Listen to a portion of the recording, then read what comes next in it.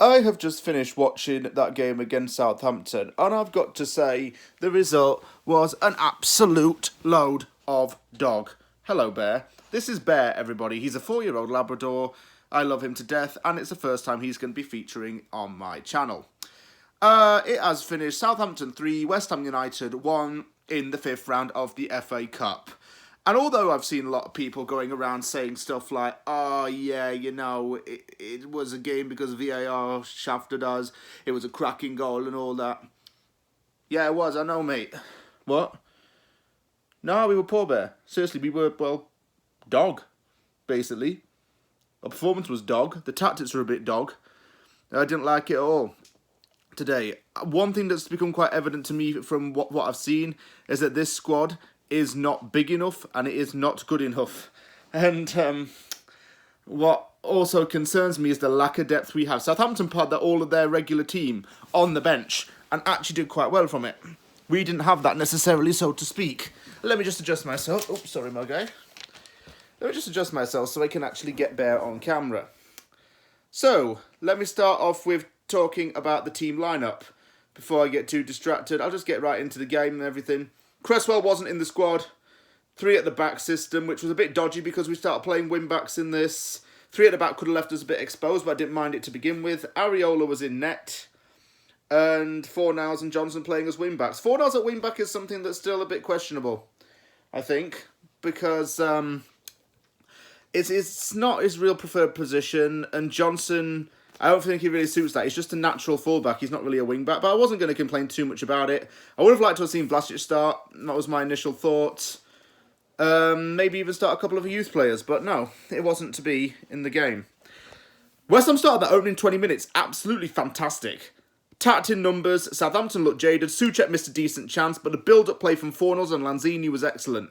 I wrote on my notes that Lanzini was reminding me of a prime Iniesta 2.0. You're not old enough to remember. And Fornals worked well with Manu. Really did. Bowen headed off target, but I liked Antonio running on the wing. So we started off that game really well, and we were passing the ball around. We were making good use of space and being effective. The pressure was good. But Soucek, on the other hand, just needed to shoot a little bit less. We tried to capitalise on Southampton giving the ball away a lot. We didn't do that, and were made to pay. 1-0 Southampton from Romain Perrault, his first goal for the club. He struck it from quite some distance and it flung past Areola. Undeserved for Southampton. I have to say it was an undeserved goal, but at the same time, it wasn't a shock, really, because we hadn't taken our chances. We hadn't been doing very well. He was very mad at this point, and so was I. He was lying next to me, actually, the whole game. And he fell asleep as soon as Southampton scored. You must have known what was coming, mate. Seriously, you must have known what was coming. And by the way, he can play striker and false 9. So if David Sullivan's watching, please sign up my boy, okay? Anyway, enough of the jokes about the dog. Great hit by Perrault, I gotta say. We couldn't capitalise on their defence was leaky. Southampton's defence was just leaky and we didn't put it past them. We just could not do it.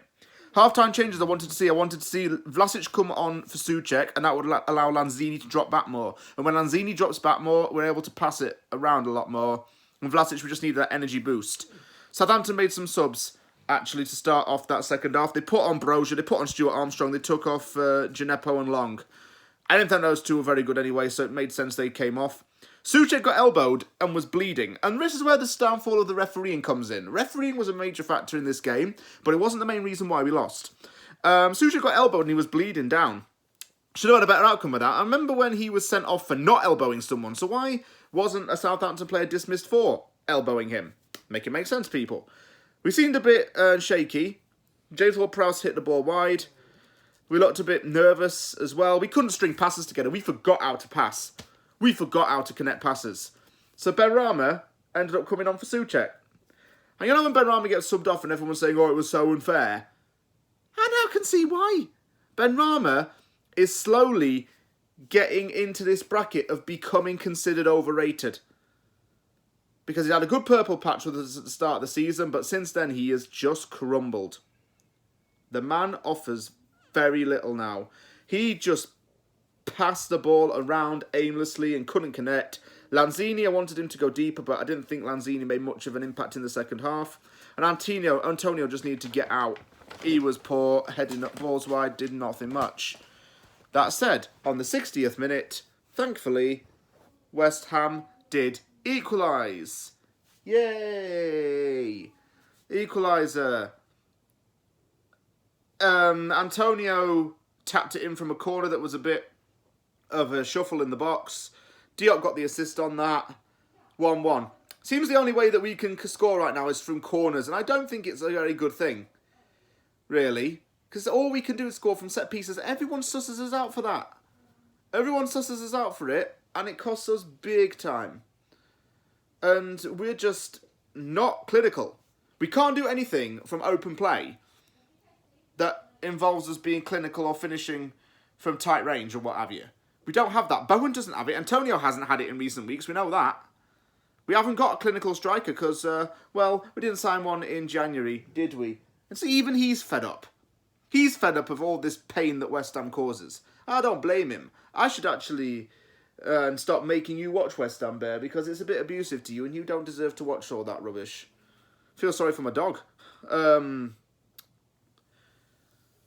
You know, then this whole penalty incident came around. Dawson was supposedly in trouble for fouling Brozier in the box. Yeah, I know.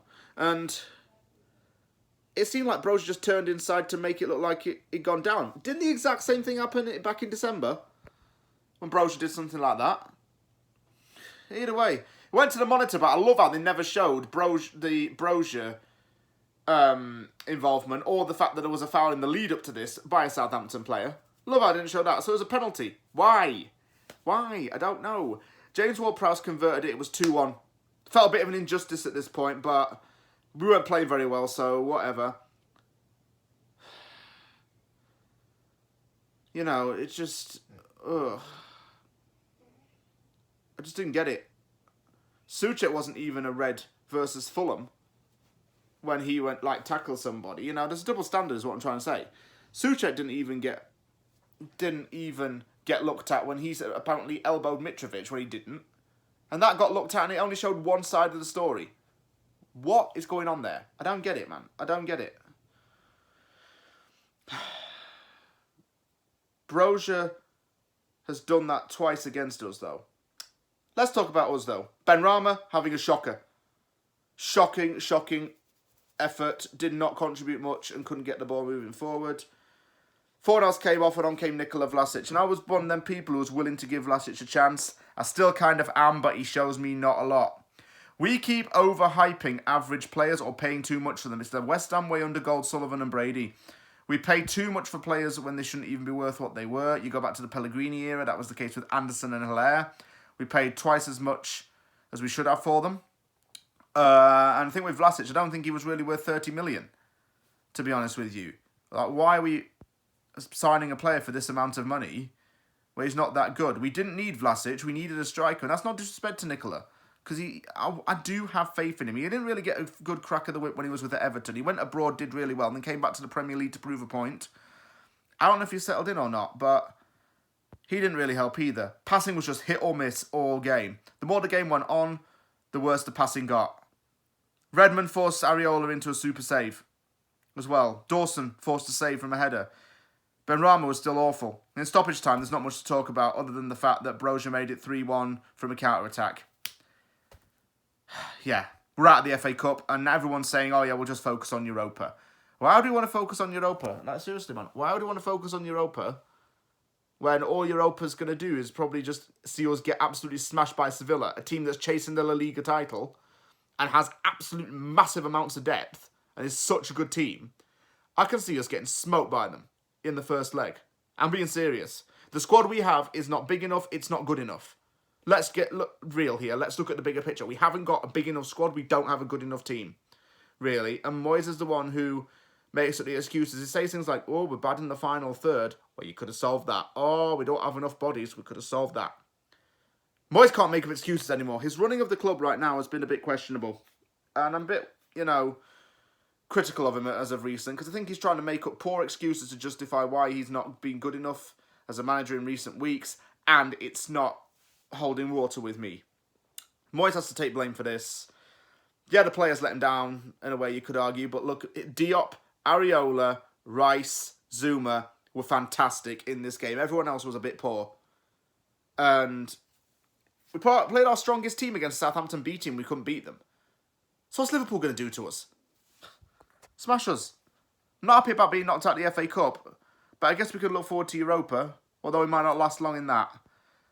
We need some serious kicks up the arses here, because our only way of getting something out of this season. We can't win the FA Cup anymore, and I would have given us a boost, so let's try and win Europa, even though it's unrealistic. You know, bad today, really poor. I would like to say let's focus on the Liverpool game, or we tried, or whatever, but I'm just being real. This squad isn't big enough nor good enough, and we've got some big games coming up in the league. I'm worried from now until the end of the season. I do not know what to expect. Not holding up much hope, though.